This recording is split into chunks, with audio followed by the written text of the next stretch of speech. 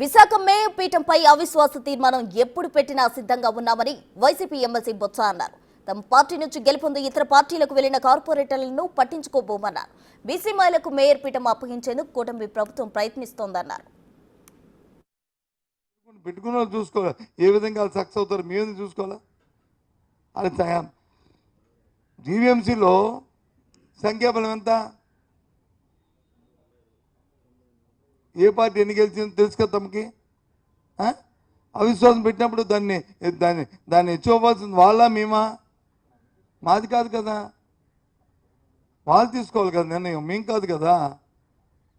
దాన్ని ఇచ్చుకోవాల్సింది వాళ్ళు, మాకు సంబంధం లే, మాకు సంబంధం. ఏం పోయారన్నారు, పోయారో ఉన్నారో నాకే తెలుసు, పోయారో ఉన్నారో నాకే తెలుసు.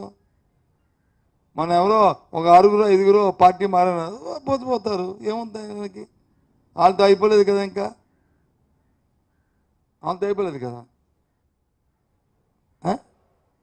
నేను దాన్ని పెద్దగా పట్టించుకోవట్లే.